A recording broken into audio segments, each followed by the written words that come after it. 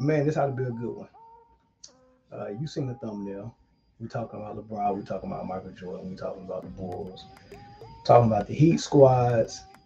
And I even did this. The only reason why I did this or I wanted to do this because in my group, Man Down on Facebook, you can go check it out. 3,000 strong, going up on 4,000.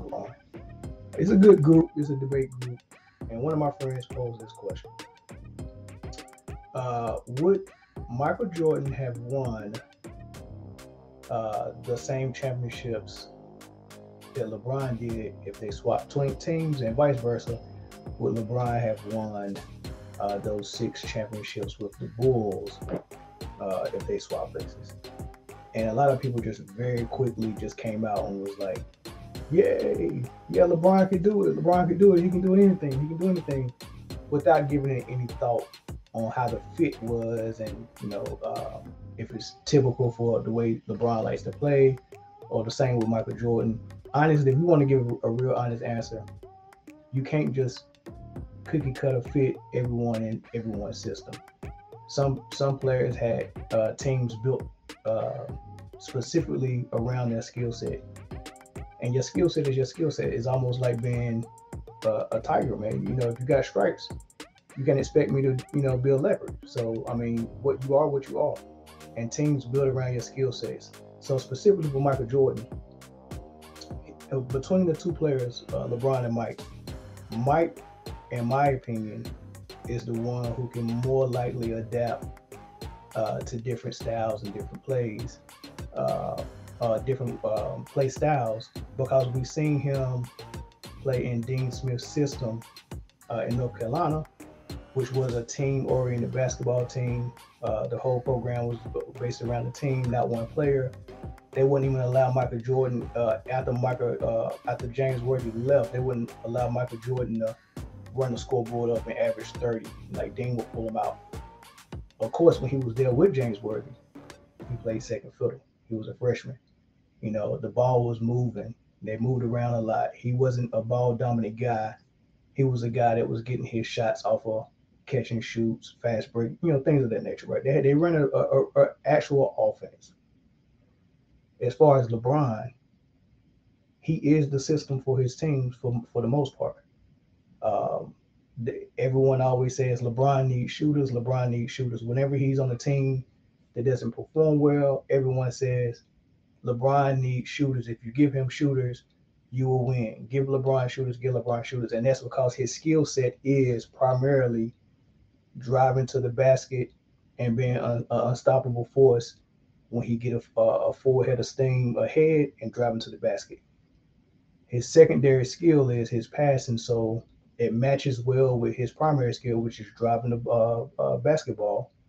Because if you try to help or double to stop him from getting a layup or a dunk, he can make any pass off the court. So that's his natural skill set, and most teams built off of it. So let's dissect just one team. Michael Jordan. Well, let's go. Let's do LeBron first. So if we take LeBron and put him on 97 or the 98 squad, whichever squad three-peated on the back end, where the main players was Rodman, Pippen, and Michael Jordan, right? Let's do that team first. Um, and let's pull it up. Look at this squad, right? Yeah, you got a shooter in Steve Kerr, but Steve Kerr rarely got in the ball game. A lot of people think Steve Kerr was like this great player, like he was Mark Price and he started and he was an all star and all this stuff. Like he was barely a starter. Uh, the Bulls was his last stop before he was probably in the Euro League, and he shot well enough that the Bulls kept him. And he couldn't stay on any other roster. But hey, on the Bulls team, where you getting all your points from Jordan and Pippen, yeah, if you're just shooting a little, couple of threes every now and then, you good. But the starter was Ron Harper, and that was for defensive purposes. He's a 6'6" point guard who's 3 or 4 knee surgeries removed from when he was in Cleveland Cavaliers roster that was any good. The best he was ever was when he was with Cleveland. After all those knee surgeries, he was just a 6'6" guy who played good defense and used to be really good. So he's the starting point guard. And Randy Brown or Steve Kerr would come off your bench, but only thing Randy Brown did was play defense and slash. He's kind of very similar to Bruce Brown with the Nets right now. Randy Brown was kind of like that. He could jump, great athlete, but that was about it. So that's what he was. He played good defense, and every now and then they'll bring Curry in. He'll play off the ball. It wasn't like he was the point guard setting nobody up. He was off the ball, and if you leave him open, he'll knock down a shot. That was it. That's the shooter. Unless you want to add Tony Kukoc as a shooter, but everybody else, look at that roster. Jason Caffey, another athlete that can dunk, rarely got in the game, not a shooter. Judd Butchler, we thought was a shooter, only because we thought every white guy back then could shoot. And every time he was wide open for a 3-point, I was disappointed because he can't really shoot. Bill Winnington can hit a mid range jumper. Robert Parrish was 1,000 years old. He rarely got in the game. He came here to ride the wave and get a ring. And Dickie Simpkins, look at these dudes. You cannot put your mind on and remember one significant thing that bench did in a big game. You can't remember one thing anybody from that bench did other than Tony Kukoc. I can because I watch basketball, but most people can't. This is the roster he had that three-peated and won 72 ball games. This roster right here. So let's just take MJ out and put LeBron James in. And what we know about LeBron James is he flourishes in an offense that caters around his skill set, which is him being a point forward, setting up the offense and setting the table for shooters. So let's just look at the starting lineup. Who in that starting lineup is going to stand at the 3-point line so LeBron can have the paint wide open? Who's going to do that? Is it going to be Rodman? Is it going to be Luke Longley? Is it going to be Harper? Is it going to be Pippen? Who's going to be standing at the 3-point line? Anybody. The answer is nobody. That's not what that was for. So we already know with this roster, you're not going to be playing brown ball. We also know from experience that Phil Jackson ain't running anything other than the triangle offense, right? He's not running anything. We've seen him come in as a first year coach, and Michael Jordan was a ball dominant superstar, and Phil Jackson told him, first order of business is we implement the triangle and we're taking the ball out of your hand. Michael Jordan didn't like that. The GOAT didn't like that, and Phil Jackson, as a first year coach, told him, I don't care. The ball is coming out of your hand. So he told MJ that. He went to the Lakers and told Kobe and Shaq that. And then he went to the Knicks and told Carmelo Anthony that. And he wasn't even the coach at the Knicks, right? So we know good and well he's not going to cater to LeBron and play brown ball. Plus, you can't play brown ball with that roster.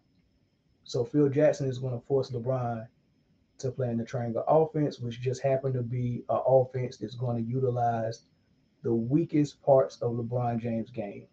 He would have to be strong at everything Jordan was strong at: post game, off ball scoring, not having the ball in his hand that much, being efficient at hitting his free throws, and shooting a lot of mid range jump shots.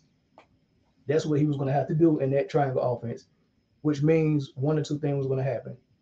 Either LeBron James was going to look really bad in that offense, or LeBron James was going to have Phil Jackson fired. He was going to trade Rodman for somebody that can shoot, bench Luke Longley, bench Ron Harper, start Steve Kerr, start Tony Kukoc because he needs shooters, and Pippen was going to be standing in the corner watching him dribble, waiting for a pass for a 3-point shot. Now,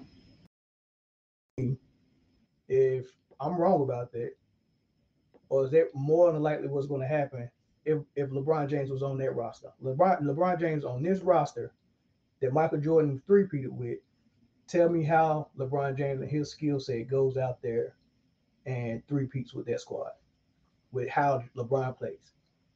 He's going to have to change something. I just shared the link to the stream that you can join, and you can come in here and you can explain to me how LeBron wins 3 rings with that roster. You're gonna have to have the reason why Kobe and Mike flourished so much in that triangle offense because their skill set matched it. LeBron's skill set don't match it.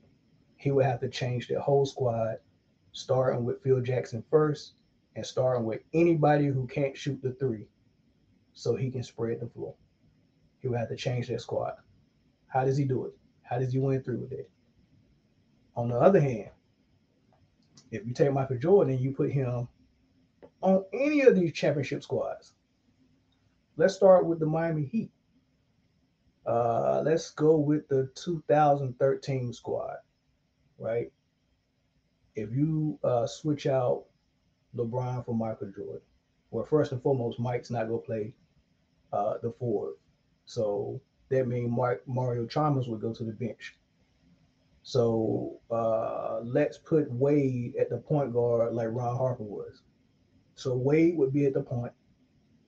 Uh, Ray Allen or Mike would be at the 2 and 3, right? So they would kind of have like almost the same thing they had with the Bulls when they had Ron Harper, Scottie Pippen, and Michael Jordan. You got three wings that are 6'6" and up. So that gives them a great dynamic with defense. They could switch all the screens. The defense will be good, especially with Wade and Jordan. Ray Allen gives effort on defense, but he wasn't as good a defender as Wade and Jordan. But he wasn't injured like Ron Harper, so he can at least give the type of effort that Ron Harper gave, right? So that'd be their wings, and then the four would be Bosh, and they could just throw any five in there, just like somebody equivalent to Luke Longley. Who was on their bench? Birdman. They just throw Birdman out there, right? Um, I'm telling you this right now. That Heat squad, they went to four straight finals. They won two. I'm gonna be honest with you. With Mike in that roster and not LeBron, they win in all four. They win in all four. 100%. They win in all four. Uh, then you go to the Lakers roster with Dwight and Anthony Davis and Rondo. Yeah, they just take Caldwell Pope out, put Michael Jordan there, and find any three that was on that roster. I think they had Kuzma, and I bet you Kuzma give you more than what he gave the Lakers with LeBron there, because Kuzma have an opportunity to have the ball just as much as Pippen did, because Jordan is not going to dominate the ball and pound the air out of it and dribble and dribble and dribble. So Kuzma would have an opportunity to showcase some of his skills. So Rondo, Michael Jordan, Kuzma, Anthony Davis, and Dwight Howard. Yo, that's too easy. Yep, they win in that bubble ring too. Take LeBron out and put Jordan in on that Cleveland Cavaliers team that won. Kyrie Irving at the one, Jordan at the two, J.R. Smith at the three, K Love and Tristan Thompson. Easy day. Easy day. They wouldn't come. They wouldn't have to come down from a 3-1 lead to win that one. They probably would have. They probably would have just. They would have been the ones leading that series. They wouldn't have to have Jeremiah Green get sent on the suspension and then come back down from 3-1. That wouldn't happen. So yeah, all the rings that LeBron got, if you replace him with Jordan, he's getting those rings because he can adapt to whatever offense. But if you put LeBron in the triangle, it's gonna look like Dookie. He might get his numbers, but we all know what's more likely that's gonna happen is LeBron is gonna try to have his way and try to play Brown ball, which means Phil's got to go, and so does Rodman, and so does Luke Longley, and that is all I wanted to say about that. How did I do? What do you think? What do you think, Lamar? Hey, Lamar. What do you think? What do you think, Lamar? Am I right or wrong? Am I right or wrong? If you just jumped in, you might have to rewind it back and go back and find out what I just said. But I think I really just laid it down quite nicely, right? And that's logic. That's how you go about that. You gotta think about the realness of the situation and not just think about it like it's a fairy tale. Like you can just drop a superstar on any squad and it's just gonna flourish. Just because the Bulls performed well, don't mean they had the type of roster that any superstar can have that team performing well. And then when we was talking about it, uh, hold on. My hate mail. But why would that be in the hate mail? I mean, was it not true, Chris? What I just said, was it not true? It was 100% true.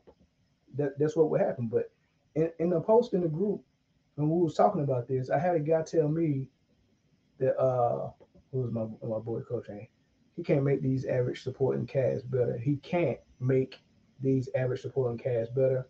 We all know he has average skills that only good for overseas leagues like the PBA here in the Philippines. You talking about who? LeBron? Coach, are you talking about LeBron?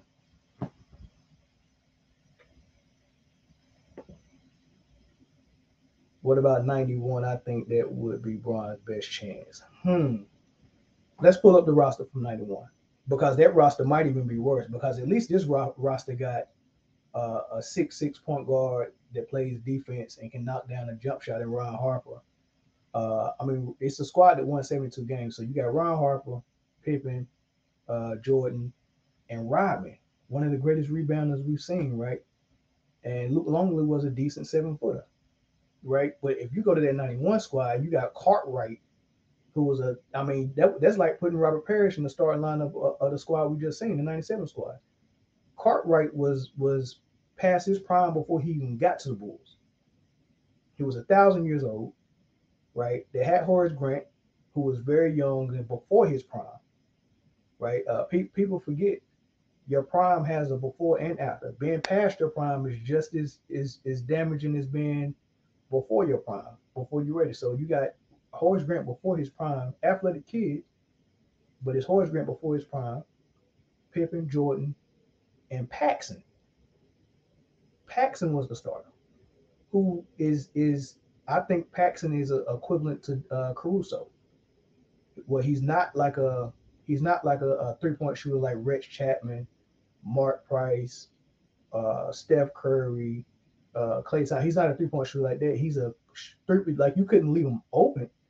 He was a good shooter, like Deladova, and then his defense was good. He was formidable on defense. So you got John Paxson, but he ain't no world beater. So same thing. If you switch LeBron out and put him in there, it's still the triangle offense, and he still got to go against Clyde Drexler in their finals, right? You got to. I mean, you got to be able to shoot. You got to be able to shoot. You can't like Phil Jackson is not going to let you come down and have the ball for 13 seconds out of a 24-second shot clock, taking 8 to 10 dribbles and screening, high screen and rolling it so you can get a switch or a mix match until you can get Steph Curry on you and then spread the floor so you can drive to the hole. Phil ain't got time for that. He don't play that type of basketball. LeBron wouldn't touch the ball in the triangle offense until it's time to shoot. And when it's time to shoot, he go get 2 dribbles or less, pull up jumper. And that's facts. That's how it goes. LeBron has been in the NBA for 19 years. Uh, what has really changed about his game? He added he added a 3-point shot. I call them practice jumpers. The jumper, like all pros, if you go watch them practice in the gym, they all can make shots just as good as Steph Curry when it's practice jumpers because they're professionals. So when I'm like even when they used to back 6 feet off of Rondo when he was in Boston and just let him shoot the three, right? Even Rondo had been like you look at Rondo's form and his mechanics, it looks good. He's not a bad shooter, and if you ever watched him practice, he will look like a good shooter. You can go on YouTube when Kevin Durant and Rondo was the finalists at the All Star Weekend playing horse. They had implemented horse into the All Star Weekend, and Rondo, when he was a bad shooter, was the finalist with Kevin Durant and went shot for shot with Kevin Durant. So these professionals can hit warm up jump shots. It's just about when you get in the game and that defense is on you and then that pressure is on you, can you hit them? And for LeBron James, the 3-point shots he gets are from people backing all the way off of him, and he gets to dribble, and get in his rhythm like he's doing in the warm up line or in the gym when he's practicing. So he's gotten good at hitting warm up shots. But if you take away his warm up shots and actually D him up, his percentage is gonna go way low, and he's gonna go to what he know, which is trying to get to the rim. And you seen how that worked when Tony Snell locked him up with the Pelicans the other night. Kept trying to get to the rim and bully his way. The refs wasn't giving him no calls, and he looked very pedestrian. And by the time the third quarter was almost over, he only had 17 points and 7 turnovers. But they allowed him to stay in the fourth quarter and stat pad, and he ended up with 32. So he needs to paint. So all big guys on the roster is gone. Facts. Only playing when he's sitting. They'll be off the roster, man. Judd Bluxula, Tony Kukoc, and Kerr would be starting, and they all be sitting at the 3-point line. That ain't gonna win it. I'm with you, but people love to think LeBron can fit anywhere and win, and he barely fit where he is at now. But those are people who don't know basketball. You know, you got a group of people that watch basketball that they love LeBron more than they love basketball, and those people are dangerous. You got to stop. You can't debate with people like that about basketball because they're never going to discuss X's and O's with you. They're going to discuss cute cliches and Disney World stories, and they're going to say things like he makes everyone better so he can play with anybody, or he does more with less, or he's a great dad. They say stuff like that. They say stuff like that and think that's X's and O's. Like, no, like sit down with me, put on game film, let's rewind the tape, slow mo it, and do all that stuff, and you tell me what it is you're watching and what you're seeing. They can't do that. Only thing they can do is, but LeBron makes everyone better. Uh, he almost averaged a triple double, so he's doing more, bigger, faster, stronger. Right? That's what they say. But they ain't broke down no game for. They ain't broke down no tape for you, and told you how this move, how you get from point A to point B, how that work. Tell me about the triangle offense. I had one guy today tell me that usage rate is the same thing as being ball dominant. And I explained to him being ball dominant is what Luka Doncic was doing last year, what James Harden was doing with the Rockets, and what LeBron James and Westbrook does, where they got the floor spread, they have the ball in their hand most of the play, and they're setting screens, just they're trying to make a play for everyone. Like no one has the freedom to make a play. It's LeBron that's setting the screens and making all the passes, right? The ball is always in your hand. That's ball dominance. Usage rate is a calculation that they use, and basically, in a nutshell, whoever is taking the most shots for your team is going to calculate to having the highest usage rate. And for Michael Jordan, he didn't have the ball for 12 seconds in the shot clock, right? By the time Michael Jordan got the ball, he took 2 dribbles and pulled the shot. Got in the post, fade away, right? So he's not dominating the ball, but he is taking the most shots. But what team that has a superstar, that superstar don't take the most shots? So they don't even know that he didn't even know what he was talking about. He's trying to tell me usage rate is the same thing as ball dominance, and it's not. It's not. Now there are some people who are ball dominant like James Harden who also had a high usage rate, because when you always have the rock and you take the most shots, yeah, you are both. You're both ball dominant and you have a high usage rate. Michael Jordan was high usage rate, but he wasn't ball dominant. They ran the triangle. The triangle was purposely there so everyone touches the ball, everyone shares the ball, there's spacing on the floor, and a play can be made from anywhere by anybody. So you get the ball, you might get Rodman to initiate the triangle at the elbow, or he might come to the top of the key and catch it in the high post. The first action off that high post is the person who made the pass. Sometimes Harper, Tony Kukoc, Pippen. After they make that pass from half court to the top of the key or the elbow, Rodman to sit there, and Pippen or either come for a handoff, And off of that handoff, Rodman to pivot and give them like a natural screen, and then Pippen to try to cut to the basket off that first thing. And if that don't work, then it's a dribble handoff from the guy that's in the corner, or you can reverse it to the other side and somebody go straight to the post and develop the triangle right there. And maybe you get the three off that first pass, maybe you go in the post. But what happens is if we run those progressions and we go through all those motions and we try to get a backdoor cut, we try to get a dribble handoff, a screen, we try to do all those things, and it doesn't work. Now it's like 10 seconds left on the shot clock. Now what you do? Give it to this dude that can't nobody guard.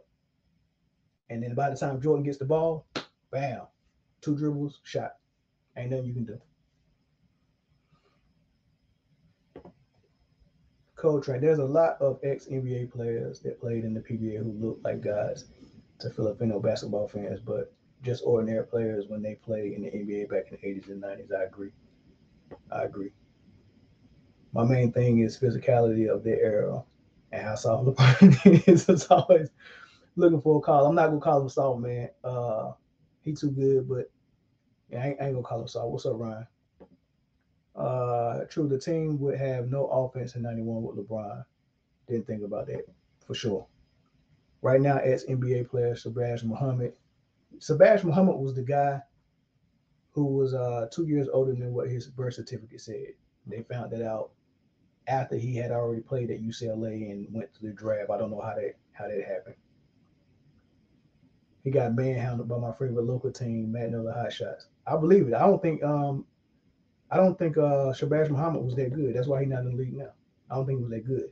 But you know who I thought played just like Shabazz Muhammad, and he's left-handed just like him. I thought R.J. Barrett was gonna be another Shabazz Muhammad, and he still might be, because Shabazz had a couple of good seasons. He just didn't progress to where he could stay in the league. I'm telling you, man, I'd be surprised if they beat Dallas tonight. There's no juice on the squad. They might beat Dallas because Dallas is another team that plays bad basketball, but Jason Kidd is trying to change that. As you can see, he's trying to get Luka from being so ball dominant, but the team was built on that. So they kind of don't have the personnel for him not to be. So they got to kind of go to Luka and let him just do his thing sometime. But you seen Bronson, who was a good point guard, who was a real floor general on a championship team in college, two championship teams in a row, I think. So I knew he was going to be good and smart, but he couldn't really get loose with Luka always having the ball. And I never liked a player, no matter how good he is, where he makes a pure point guard play off the ball. And I seen it happen a lot of times. Um, I seen James Harden make Chris Paul in Houston play off the ball. I seen LeBron make Rondo play off the ball with the Lakers, and I seen Luka Doncic make Bronson play off the ball with Dallas, and I hate it. Like if you're the best player, why is the lesser player making the adjustment to your style? If you're so good, why don't you make an adjustment so I can use 100% of my skill set? I'm the lesser player. And that's what Jordan did. Michael Jordan was playing on the ball. I think the year before Phil got there, Michael Jordan was averaging 32, 8, and 8. That's the year he played point guard and was ball dominant. Phil came in and said, "We got to take the ball out of your hand." He made Pippen the point forward, implemented him in the triangle, and then we found out Pippen was an all-star. You can't find it out if you make Pippen stand at the three-point line waiting for a pass. So Michael Jordan said, "Okay, I'm the best player in the team. I'll adjust.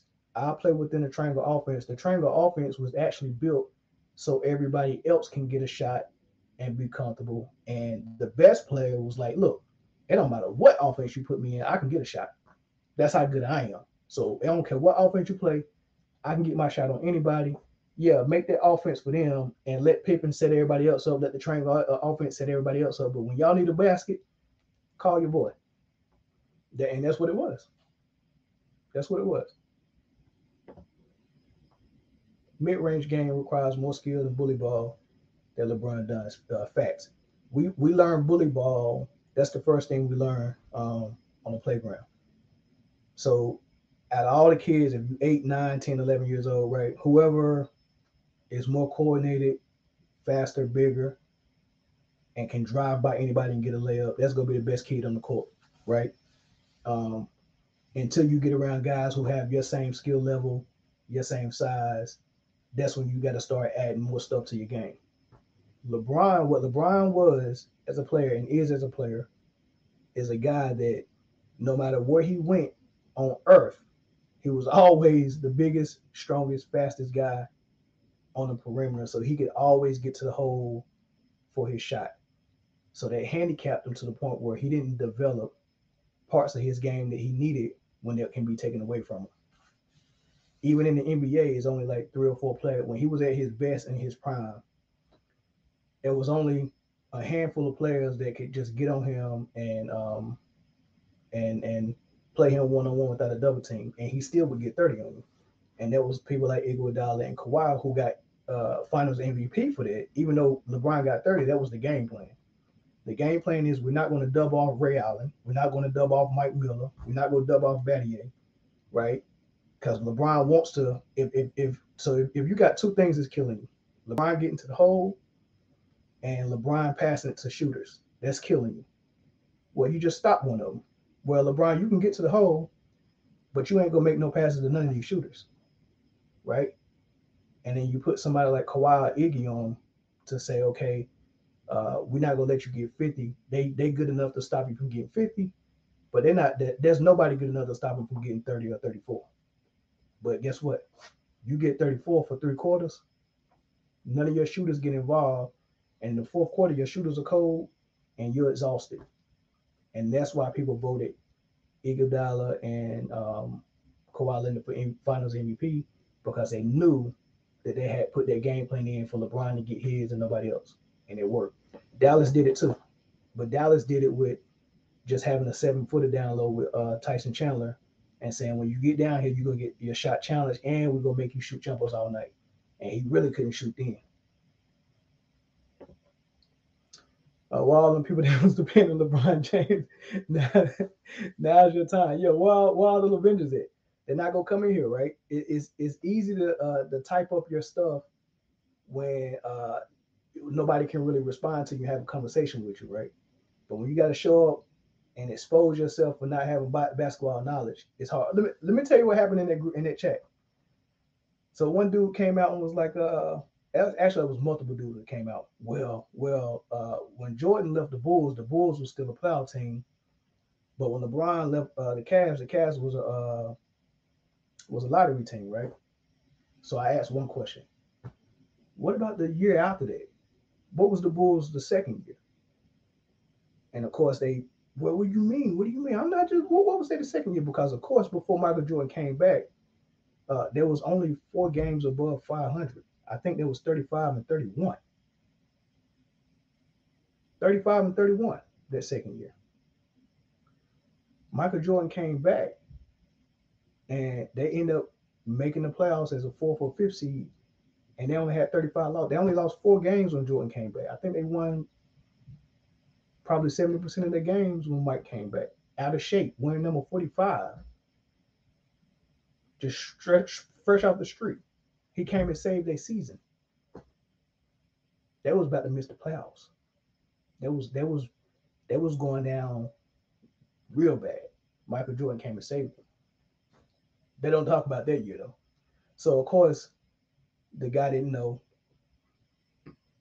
The first guy said, "Well, of course they was not good that year because Rodman was gone." And I was like, "Rodman wasn't even there for that one. This is before Rodman even got there. So you're disqualified. Why are you cooking yourself?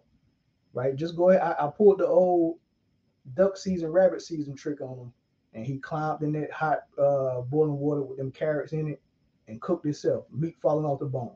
I ain't even cooking. I'm just asking questions, and they're showing their stupidity. I'm not even cooking them, right? They cooking themselves, right? And the other guy was like, "Oh, there was so and so and so and so." I was like, "Nah, you just Googled that. That's 82 games. No, Mike came before that. What was their record before Mike came? When there was only 4 games above 500, right? Not the end of the season. Mike helped them get to that, but before that, 4 games over 500. He stopped replying. He cooked himself, jumped right on in that daggone and that boiling water with carrots and beef stew, cooked himself, meat falling off the bones, right? one by one. That's the only question I asked them. Everybody who said that, hey, what was their record the second year? See, what happens is Nick Wright and Shannon Sharp always bring it up during their debates, right? But their debates are only for clickbait. They're not really throwing facts out there. Because if you really look at the truth of the matter, is when Michael Jordan left the Bulls, nobody else left. Phil Jackson stayed. Scottie Pippen, the second best player, stayed. Horace Grant, the third best player, stayed. Right, and then they added Tony Kukoc. Same offense. They didn't change the offense, the coaching staff. Only thing they did was lost Michael Jordan and they added Kukoc, right? And Pippen was ready to go, right? What's the difference between when LeBron James leave his team? When LeBron James leave his team, the coaches usually get fired, right? Let's just go Cleveland Cavaliers. When he left Cleveland, the last time Ty Lue got fired, Kevin Love got hurt. He wasn't playing. J.R. Smith got benched for Colin Sexton, a rookie. They actually bought J.R. Smith out, right? Uh, uh, of course, Kyrie was gone the year before that. Like people are leaving with LeBron. It's just not LeBron and the coaching staff. So if you bring in a new coach, the coach they hired after LeBron left was a college coach. You hire a college coach, you draft a college point guard, you bench your veteran J.R. Smith for that point guard, then you buy him out because you don't want to really play him the rest of the year. Then you draft another rookie in Garland. Love is barely playing. You're pretty much in tank mode. That's the difference. And you can go and follow that at every squad he left. He shows up. He makes you trade all your rookies and assets and get veterans. They all get the max contract, and then they play 2 or 3 years. You ain't got no draft picks, and then you implement an offense that's just for LeBron. So obviously, when LeBron leave, you can't run that offense no more. So the coaches end up getting fired. The only coaches that get fired when he left was Eric Spoelstra, because not Phil Jackson, but Pat Riley ain't no idiot. But everybody else, Ty Lue gone, Mike Brown gone, Paul Silas gone, David Black gone. Did I say Ty Lue gone? Frank Vogel, by the time LeBron gone, he gonna be gone.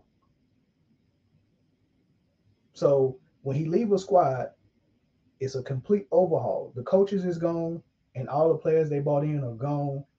The draft picks are gone. The salary cap is maxed.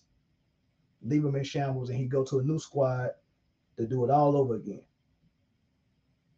It's the same blueprint.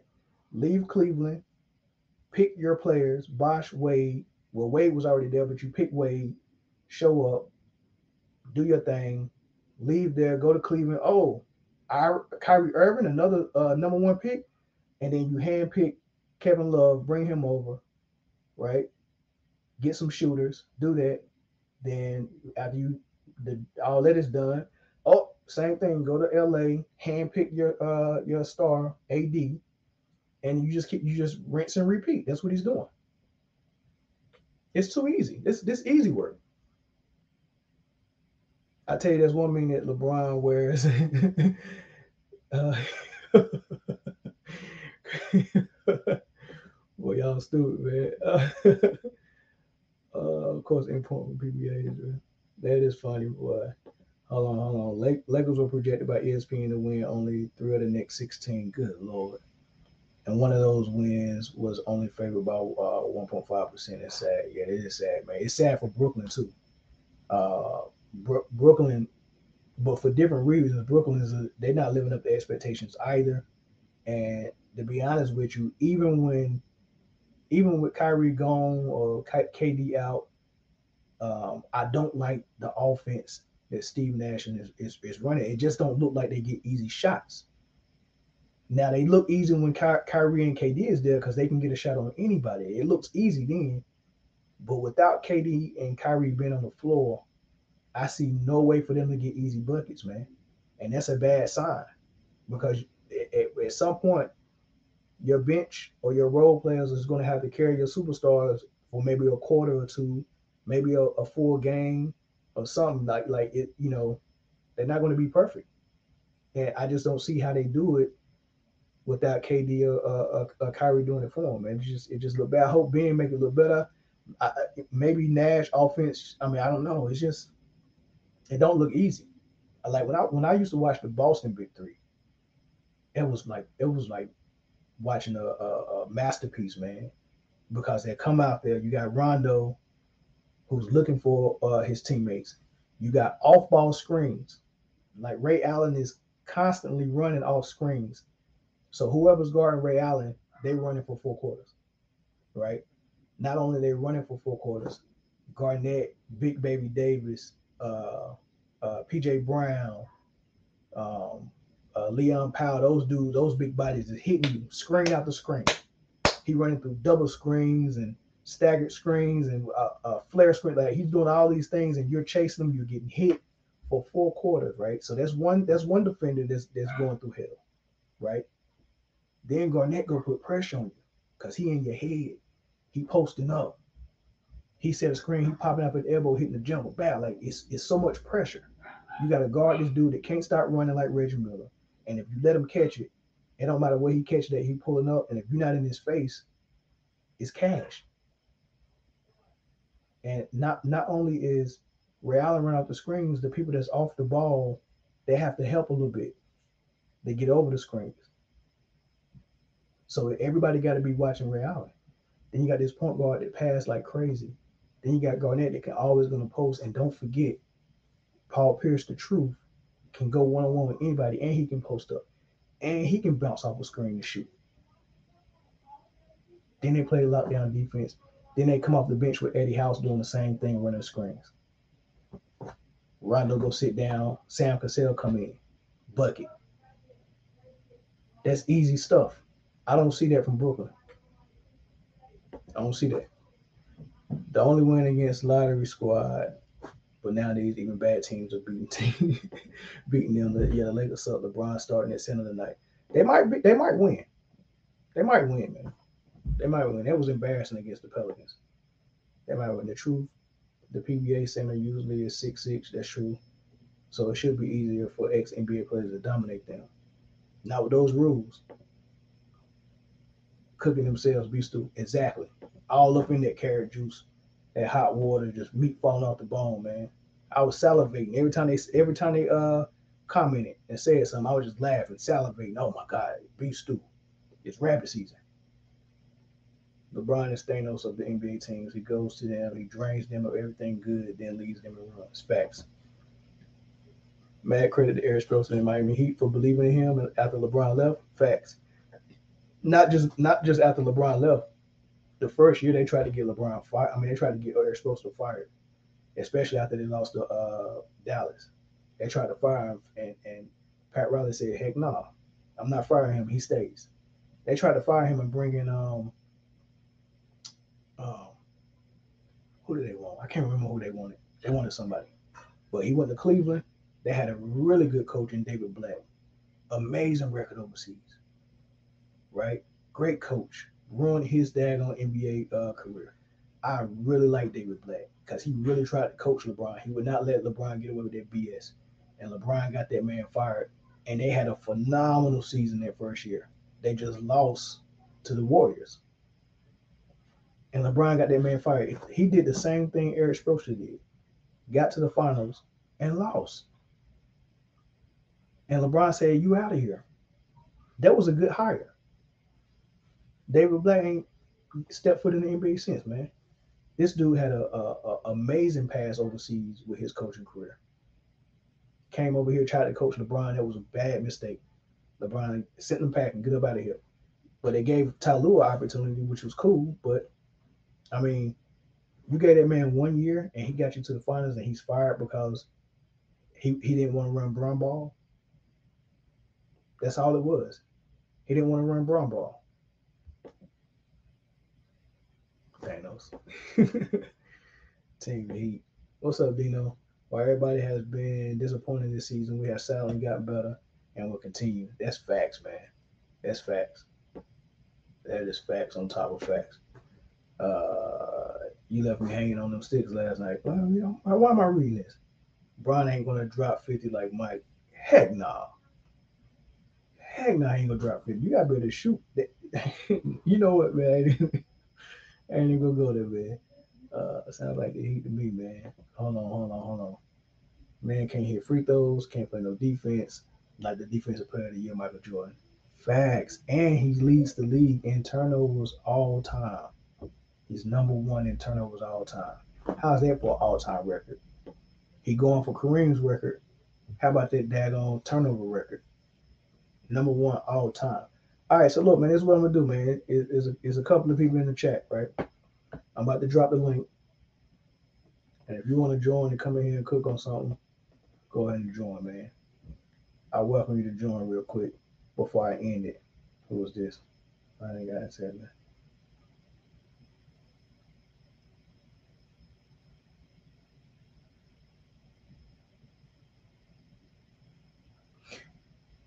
Join the chat. Join the chat. Preferably one of these LeBron supporters or defenders. The Lavengers is my boy Kelly calling. How about the Lavengers coming here? Tell me where I'm wrong at, man. Tell me where I'm wrong. And if I'm not wrong about anything, then I think we can end this GOAT debate, man. And we definitely got to talk about do we think Mike could win with the Heat Big Three? Can't like the bar is set at 2 out of 4. Could Mike go to the Heat Big Three and equal what LeBron did and win 2 out of 4? And like I said earlier, I think he gets all 4. Right. On the other hand, the last three-peat with Rodman and Pippen, could LeBron go on that squad and get 3? Can he beat Gary Payton, Detlef Shrimp, Sean Kemp, Sam Perkins, Nate McMillan, um, a couple other guys? Can he beat that squad? Oh, Hershey Hawkins. Can he beat that squad? And then he beat Stockton and Malone twice? Can he beat Stockton Malone twice and then beat the Supersonics with Gary Payton, Sean Kemp, Sam Perkins, Detlef Shrimp, Hershey Hawkins? Who Hershey Hawkins, when he was with Charlotte, in the backcourt with, was it Kendall Gill? No, he was in the backcourt with Muggsy Bogues, but Kendall Gill came off the bench. But was it the back? He was a great defender. Him and Kendall Gill both got a lot of steals and were a great defender. And Hershey Hawkins was also a good shooter. But when Hershey Hawkins got to the Supersonics, uh, Gary Payton and Hershey Hawkins was the number one backcourt in steals. Chris, what's up? Oh, what's up? Okay, you hear me? Hold on. I can't hear you. Hold on. No. Can you hear me? Hold on.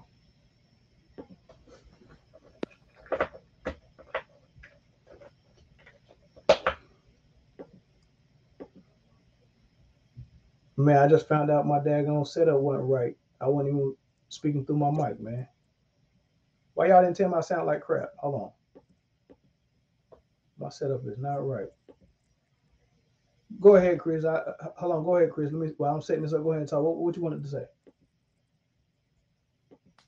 Yeah, I just want to say I agree with you 100% with what you've been saying about the if he switches with MJ and all, because if he was in MJ's shoes, he would have left 100% with the amount of times he's been bouncing from team to team. He ain't loyal. That's why. No, he not. Not only would he have left, he probably would have. I mean, before he left, he probably would have. He probably would have got Phil fired. That's facts, man. He would have got Phil fired. Yeah. I don't understand why people don't see it that way, man. Hold on, let me refresh my screen real quick, see if I can get my setup back right.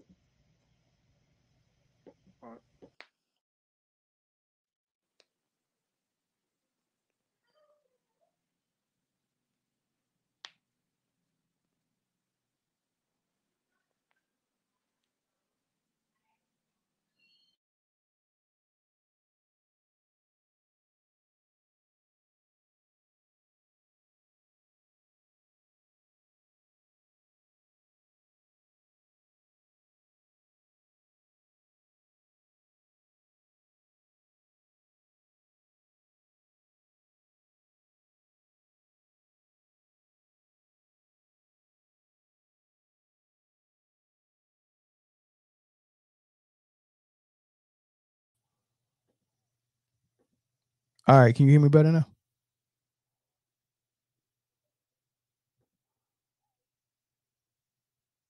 Hey, Chris, unmute yourself. Oh yeah. You Can you hear back? me better? Yeah, I can hear you. Man, I can't believe I was the whole time I was speaking through the mic that's on my camera, man. And man, I hope this don't sound bad. Did it sound bad the whole time I was talking? No, but you sounded like you about like maybe 2 feet away. Nothing that's too serious, I'd say. Man, that's horrible, man. I'm mad because I felt like I was cooking too. And if it didn't come out clear, I'm gonna be so mad, yo. Yeah, yeah. Yeah, so like I was saying, like why do people think that if you just drop just drop LeBron on the Bulls, that they still go, like they think he still gets 6 out of that. They think if you just replace Mike with LeBron, he still gets 6 out of 6. How's that Because realistic? they always try to downplay MJ. They try to downplay everything he do because in their mind they don't respect him. Because they think that Kobe won 5, so it's easy. Like nah, bruh. MJ was better than Kobe in every way. Kobe got He the most was. misses in history. No, no disrespect to him. I respect to him all the way. But when it comes to being clutch, when it comes to being consistent, MJ was a bit more than that. And yeah, MJ got more That's true. MVPs than Kobe too.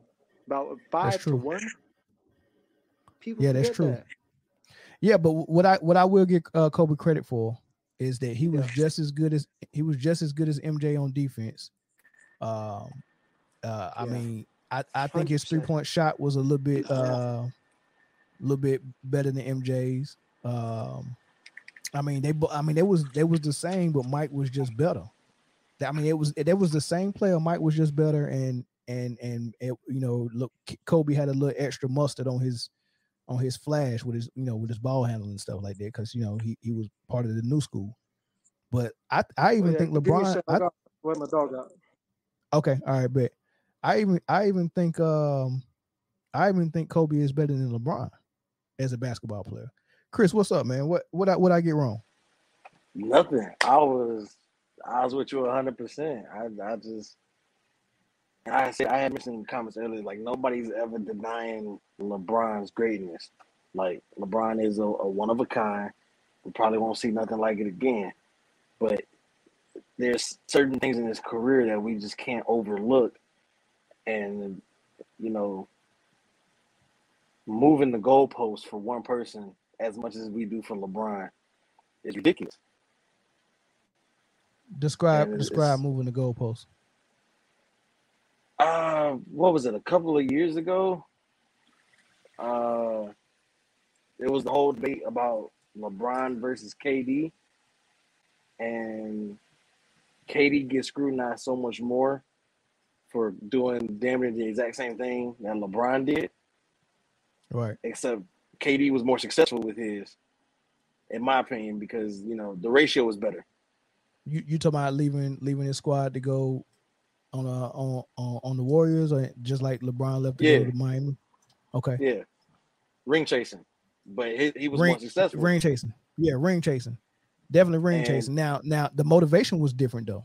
And just from observation, uh LeBron's motivation for leaving Cleveland to go to Miami and talking Bosh and Wade to sign with Miami, because Bosh was a free agent. I mean, Wade was a free agent that year too. So they all three decided let's go to the same squad. They talked about, y'all want to come to Cleveland or do we want to go to Chicago? And Wade was like, nah, man, come to Miami, right?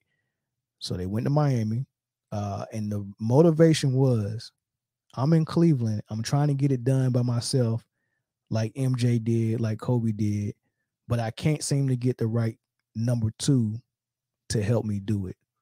Right? They tried a bunch of people. They tried Big Z, didn't work. They tried Larry Hughes, didn't work. They tried Mo Williams, didn't work. Right? He just couldn't find the right number 2. So he was like, all right, man, I got to start winning, because people start to say that I can't win. So let me go join Miami and win. Now with Kevin Durant, it's different.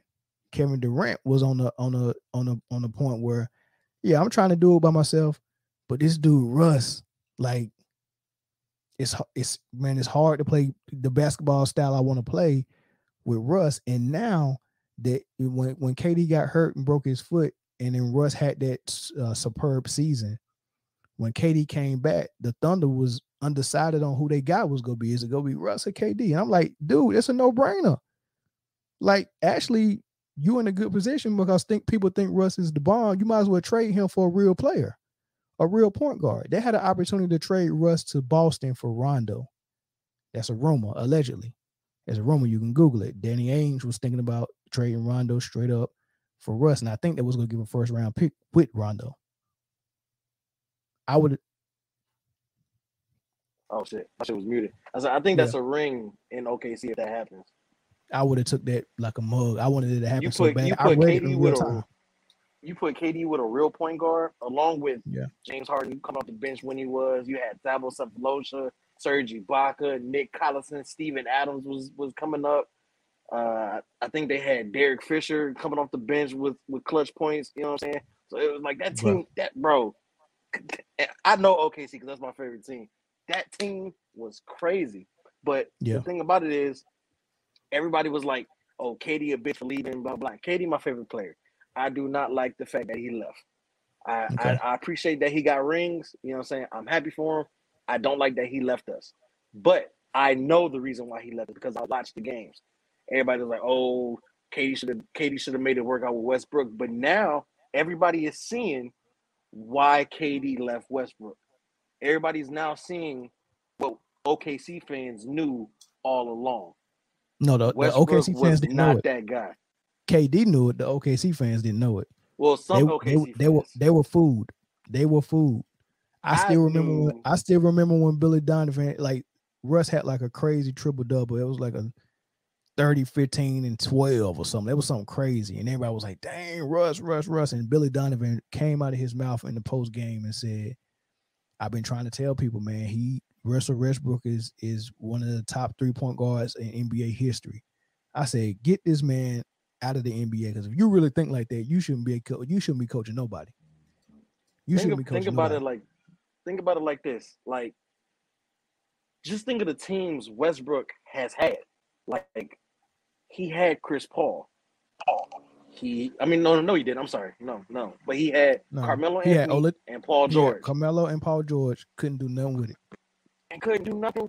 Why? Why can't you do that? And Carmelo was still like he still had a little bit of spring. He was better in OKC than he is now. I'll say that. Mm-hmm. And you had Paul George, who won Defensive Player of the Year that year and was second in MVP votes. Facts. Makes no sense. Led the league in steals. Like, it doesn't make any sense why you can't win. So they put teams around Westbrook after KD left. Mm-hmm. And if you constantly seeing that Westbrook goes to a team, does what Westbrook does, and it doesn't work, why do people keep thinking that they're the answer? I want to know why the Lakers or LeBron. There was a video about it because it was like in the bubble. They played off of Westbrook by at least 5 feet from the 3-point line. Fact. And then they said, and the Lakers thought that this guy was the answer. Like, I'm not understanding it, bro. What you think KD would have done in OKC if he had Melo and PG-13? Rings. You don't think they get put out by Portland in the first round? Hell no. You think they get put out by you take that Portland team, right? You take that Portland team. They had Dame, CJ, Nurkic, a couple of other people, right? But when you have KD, whose defense has been getting better all the while, you have Carmelo, who can get hot at a moment's notice, and then you got Paul George, who's arguably one of the best two-ways of this generation. Right. And, like, who you? CJ's got decent defense at best. Dame is, I don't know if we can really say Dame's got good defense. I don't know who else is on that team that's going to defend, and you got to defend all three of them. if they all on the Fact. court at the same time. And That's KD ugly. is a 7-footer in shoes who can score like a fucking guard. It It, would have been ugly. it, OKC chose the wrong. OKC should have went to Kevin Durant and said, "What do we have to do to keep you? Do you want us to get rid of Russ? Do you want to bring somebody else in here? Like, I mean, anything." if I was the GM, let this I dude would have walk. sold out for KD. I'd have been like, Facts. is it money? Is it money? Is it personnel? Like, you're the guy. Tell us what you need. They chose Russ. Here, and I don't know why. I have no idea. I don't know what I guess triple doubles was mesmerizing, and they was like, oh, we could definitely win with this. But I mean, a lot of people was like, oh, triple doubles are amazing. I mean, yeah, but when you watch the film, he doesn't get a triple double half the season if Steven Adams doesn't back off for him to get rebounds. Right. Or it looks like they got another decision to make, kind of like that in LA, where they're gonna have to make a decision between LeBron and AD right now, because the way their roster is set up and the way their salary cap is set up, they got to go into next year with the same roster to try to win. Well, not the same roster, but the same core of Westbrook, LeBron, and AD. And it's not going to work because you got an older LeBron now with an older Westbrook, and they both got still got the same game. So either they're going to have to trade LeBron to try to get rid of some of that, because they can't trade Russ. They're going to have to trade LeBron. Did LeBron extend? Because this should be the last year of his contract. No, he got one more year. He got one more year without an option. But who gonna opt out of a $45 million contract? He can get it anywhere else. Anybody's gonna pay for it, which is the crazy part. Who gonna get LeBron 45 a year after we seen what we seen this year and last year? Any GM who's foolish to believe that if LeBron comes to the team, it's an automatic playoff trip in the ring. Well, I hope not. Well, this is what I think. You see him kind of tampering a little bit, praising Sam Presti and OKC. Sure. But just speaking about what they should do, it looks like they got to make a decision. Do we trade LeBron and try to get a squad here around AD and just, we just got to wait one more year for Russ' contract to fall off our books, right? And, because you can't build around nobody money-wise with all three of them there. Somebody's got to go. Or do you trade the younger guy and you ain't got but a year or two left with LeBron and try to bring somebody else in that can fit? Which one would you do? I don't know, man. It's tough either way, because if you trade LeBron and solely rely on a 1-2 punch of AD and Westbrook, which is like a pillow fight in reality, because you don't know what you're gonna get every night with Westbrook, and you don't know if you're gonna see AD every night with injuries. So it's you kind of playing that kind of game. It's like, all right, if I dump LeBron, then I'm banking on we're gonna get AD healthy, and we're gonna tell Westbrook you got to play point guard. But if you decide to keep LeBron and dump AD, I don't know who makes a trade package valuable enough, like, for AD. Everybody knows he's injury prone. It's cool. I would do it for AD before I do it for LeBron. And to be honest with you, I would use AD different to help him not be so injury prone. Because at some point we thought Embiid was injury prone too. He got hurt every year, right?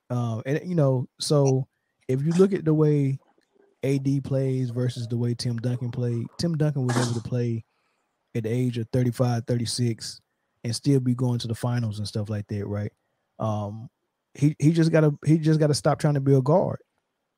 But where would you do you make him like a KD? Do you make him a Giannis? I don't think he has AD. No, I make him a Tim Duncan. You go play the post, and that's it.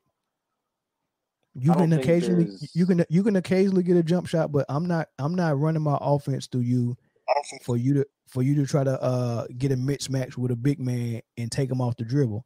I'm not even doing it. I'm running the offense, the type of offense that Popovich runs. I'm gonna. You're not the guy that's gonna be a KD out here. You go play your position. You go get in that post, right? Or, I mean, you go sit down. I don't think AD has the capacity to build a fundamental game. I don't think it's in him. But he does though. He did it at Kentucky.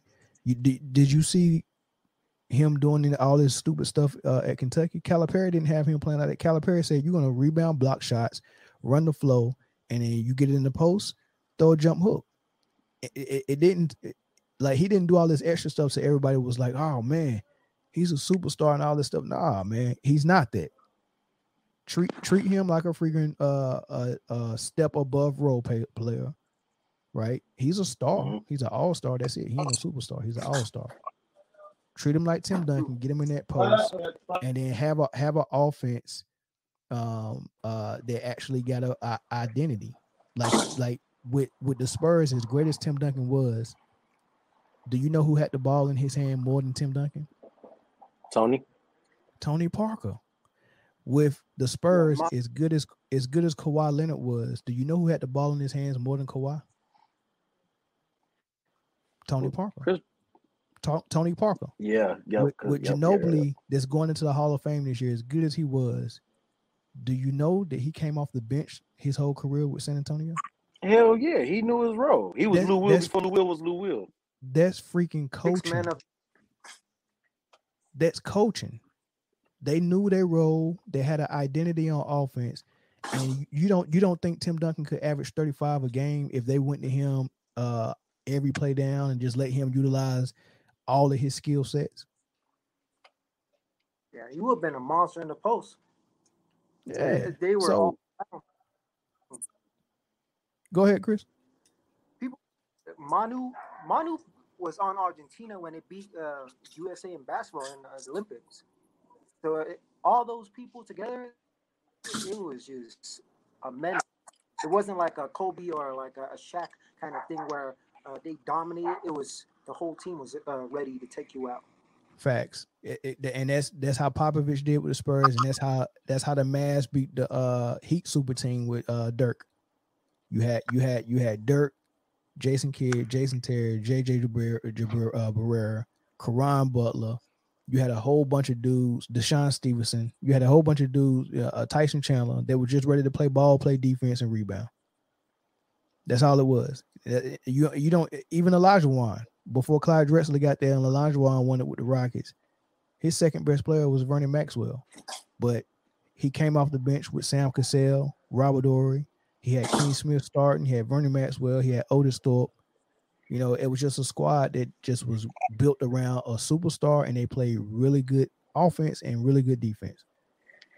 Right? The reason why LeBron needs superstars with him, and sometimes he needs two superstars on his team, is because the offense that LeBron runs is so flawed that the only way you can win with it is if you just have an overwhelming amount of superstars on your team.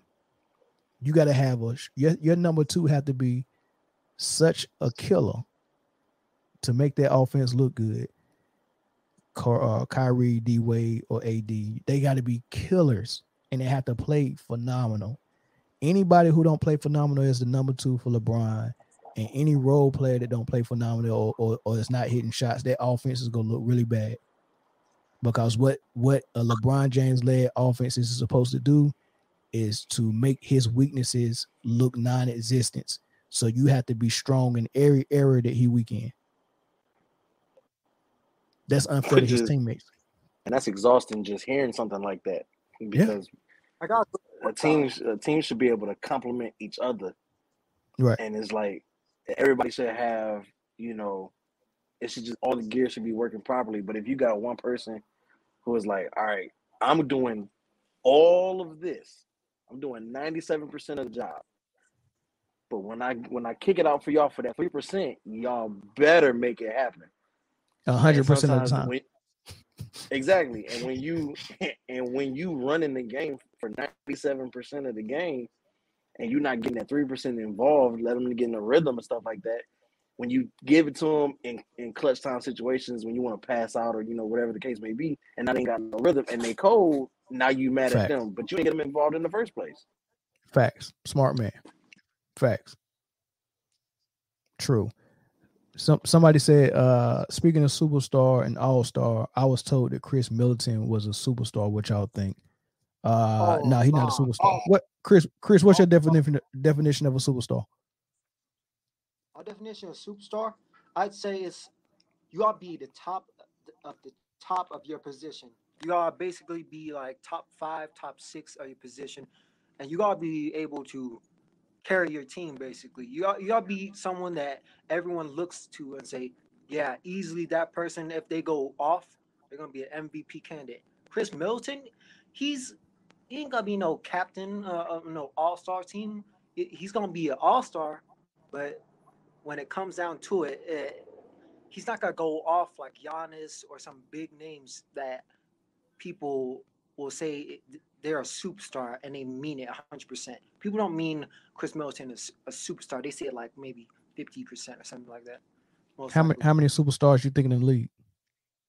How many? Right now, Yeah. I'd say about Right now 8 to 10. Max is like 8 12 to 10. superstars. Yeah, I think it's about 8 to 10 as well. And my definition of a superstar is a player that can carry a team and a franchise successfully on his back. Right. So if you haven't proven that you can carry a team and a franchise, and the reason why I say and a franchise is because you got to make money for the organization as well to be a superstar, because it's more than your basketball skill. It's also your marketing as well. Like you got to be all of that. And Chris Middleton can't carry a team by himself as the number. You got to be able to do it as the number one. And Chris Middleton has never been a number one on the team, so we haven't even seen him try to be a superstar. So successfully carrying the team as a number one, LeBron has done it. KD has done it. Even Harden has done it. Huh? You gotta be the face of the franchise, because like Giannis, he's the face of the franchise. You can't just take out Giannis and be like, Chris Middleton is gonna be like the franchise of the Bucks. Like nobody's really gonna be thinking about that. No. So yeah, I'm with you. 8 to 10 is only about 8 to 10 in the league. Only about 8 to 10. Well, look, fellas, man, I just wanted to get on here and cook on that real quick. I thought I was gonna get some of the Lavengers in here to come in and tell me why this man can just be dropped in 1997 and three-peat on that Bulls roster when Luke Longley and Robin was gonna be in the paint clogging the lane for him. I just want to see how LeBron would get his shots with two big men down low trying to get rebounds. Like, where you gonna put Luke Longley in the triangle offense other than the block? And good luck telling Dylan Rodman that he can't get rebounds because I got him at the three-point line spreading the floor. So with Rodman and Luke Longley in the paint, where are the shots going to come from LeBron James? Somebody got to come explain that to me, man. But until then, man, I'll catch y'all next time. Peace. Yeah. All right, y'all. Yep.